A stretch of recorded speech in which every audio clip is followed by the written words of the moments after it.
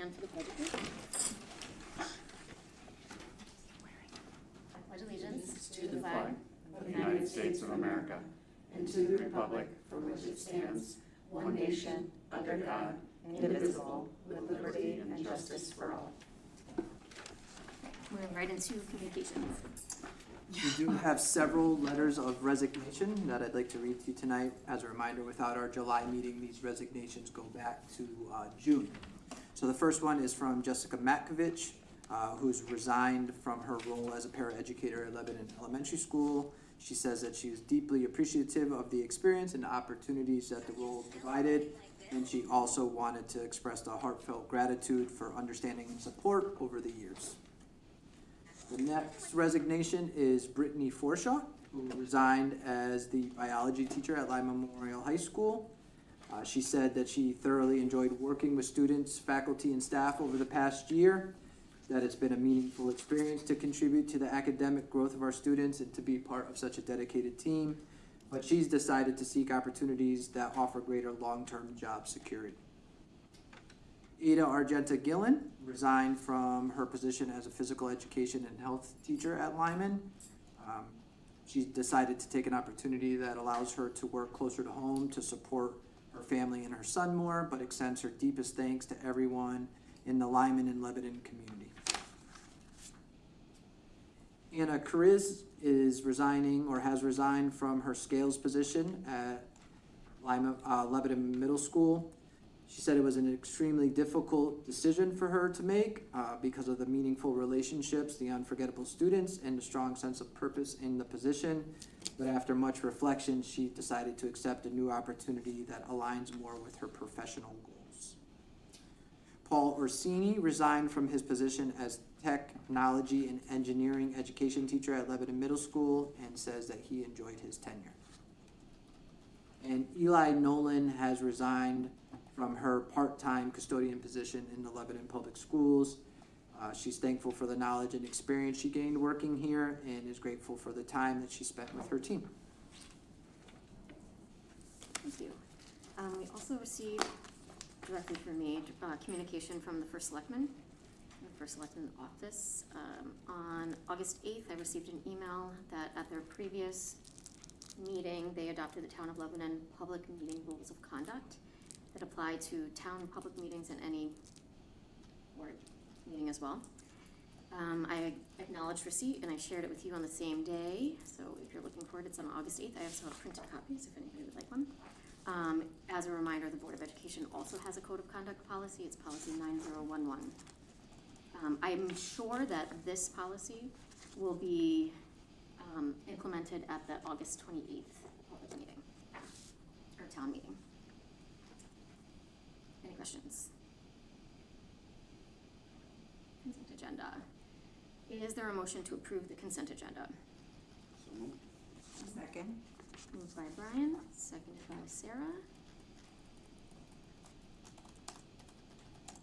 All those in favor, please raise your hand. It is unanimous. Governance report. So on this Friday, August 22nd at 2 p.m., we're doing the building walkthrough. So anybody who is available to come, please do. Even though it's hosted by the facility subcommittee, these walkthroughs have always been open to all board members to ask questions, to see the projects that we've been talking about as well. So, and will you send an email to the Board of Finance and Board of Selectmen, or would you like me to do that? I can send an invite again. Thank you. And it will start here at the high school. We meet right in the atrium. And just as a reminder, there is the walkthrough list that kind of identifies the projects over the years that have stayed on the list and what the status of the progress is. I'll coordinate with John to make sure that that list is updated. How long do you anticipate the walk through all three schools? 2 hours. And even if you can join for a portion of it, that's okay as well. Moving along to the Board of Selectmen, Board of Finance, Board of Ed meeting to discuss the budget season. I was given a tentative date of September 16th, so I'm awaiting confirmation, and I will let you know as soon as that happens. I know that there will be most likely at least one conflict Is there anything that I need to do to prepare for that meeting? So when we get down to negotiations as well, I believe one of the dates is a negotiations date, and so I think the time will conflict. So what I would like is just to make sure that any questions you would want asked there, I can bring forward. Or anything that we want to confirm based on the experience from the last season. Just a reminder, I'm imagining you're talking about the whole calendar year for for budget season. Yep. If we could just put our input, just remind the committee not to schedule the public hearing during spring vacation when some families decide to leave the state, so they want to be available. That's one of my agenda items for it. So. Any other questions? The Board of Selectmen, Board of Finance Long-Term Planning Subcommittee. I was able to attend their recent long-term planning meeting, and it includes a few members from the Board of Selectmen and the Board of Finance, and I attended as an observer. Previously, Andy was contacted with a request for an updated priorities capitals list, project list, and he provided that on July 3rd. The subcommittee discussed the list, and not only the Board of Eds, but other departments as well. And during their subcommittee meeting, that was on August 5th, it became clear that more information was needed because all they had were numbers. And so, they are holding their next subcommittee meeting on September 11th and have invited Andy to be part of that conversation, which we are grateful for. The track continues to be a priority, and during their August 5th subcommittee meeting, we were asked to provide an updated track quote because the one that we had submitted to them is approximately a year old, I believe. So they wanted an updated track quote. Andy was able to work quickly and receive that, and I was able to provide it to First Selectman Swickla on August 13th. And I asked him to share that with the rest. I don't have all of their email addresses, so I asked him to share that with the rest of the subcommittee. Anything to add? And I don't have it right in front of me, but just for dates that were mentioned, I know that the long-term planning committee request email that I received was on July 16th. So I don't know that I was able to. Oh, I'm sorry.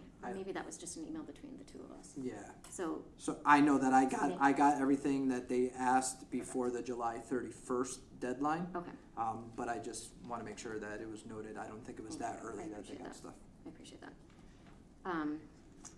Any questions from the board? Rachel? Was the cost of the track, did that change significantly? I confident that it changed the significance of it. I don't have the old quotes. The old quote was $465,840. This was 472. This was $472,840. So the difference is $7,000 more, It was That's not too bad. 1.5%. Yeah, that's not too bad, and that's for the base. considering. There are add-ons, but we are only talking about the base. The base is what has been submitted to, with the old quote and the new quote. And that's the full replacement of When you say the base, what do you, sorry? Like not the add-ons, so like $472,840 is like the base charge, and then there's add-ons that are possible, and as Yeah. far as I know, we weren't considering the add-ons. No, one of the add-ons, for example, was if they started in the fall and were not able to finish, they could get a layer that would be safe for participation, paint the line so that they could use it in the spring, then have to come back, finish the job, and repaint in the summer. So that would be an additional cost. So the sooner we can move this along, the better chance we have for it to be completely done. Or if we get in the middle of the project, we would have to either do the add-on or not hold the track season. Timing is key. And if we put it off all the way into the next summer, the cost is gonna go up without a doubt. Other questions? I plan to attend that meeting, so I think anybody interested, please join me. Negotiations, the negotiations subcommittee will start their work in early September. And the committee is Alexis, Danelle, and Brian. Do you want to talk about the exchange with the Board of Finance? Sure, and the so role? one of the legislative requirements, it's actually General Statute 10-153D, addresses the involvement of the fiscal authorities in teacher negotiations. So within 30 days of the window of the negotiation starting, I need to reach out to the Board of Finance to do something called a meet and confer. It's just to discuss how these negotiations play a role in the overall town budget. So I was able to have conversation with the Board of Finance chair. I was invited to a meeting on the 15th of July. I was out of the country at that point. I was unable to make it. They held a little bit of a discussion, and there seemed to be a little bit of confusion as to why I was reaching out.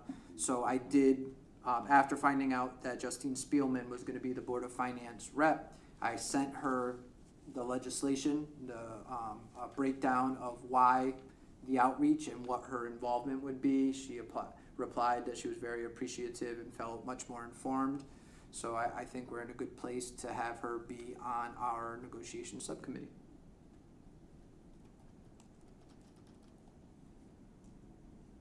Can I just make one comment, Dawn? Yes, of course. This is not a new practice, just to put that out on the record. This is something that we are required, like Andy said, by law, and have in the recent past, just in the, I believe it was the last time we negotiated the teacher's contract. Actually, a Board of Finance member sat in on almost all of the meetings and was actually a member and a really, good, she got a lot of great information from it. She participated to the level to which she could participate. Again, there are different, things that happen with negotiations that we're not allowed to come out of executive session, and say those things. But it was, and it seemed to be at the time very worthwhile for her, just as an understanding of the way that the process works. So, if the Board of Finance would take that into account, when considering, having a seat at the table, that would be great. I'm glad to see that Justine will be there. Comments or questions? I do want to say, the email does say July 3rd. To Huh. make Kevin I know that I informed. sent Multiple. another one It's then. like, I knew I saw July 3rd somewhere. It's fine. Moving on, non-lapsing funds for the LES pump house. Andy was given permission to move forward to use non-lapsing funds for that purpose. Yeah, and I could just add that this is an emergency repair, so back several months ago now, there was significant flooding in the LES pump house. Our initial diagnosis did not reveal that there was damage to this extent, but in a further inspection, we were told that the panel that controls our fire control system was fried, and to replace that is going to be up to $50,000.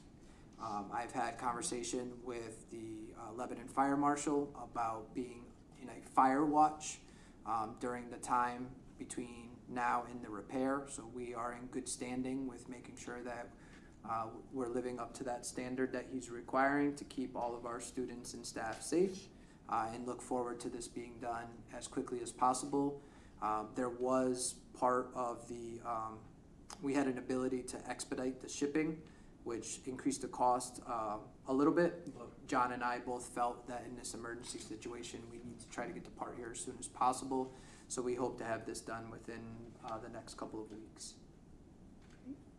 Any questions? Rachel?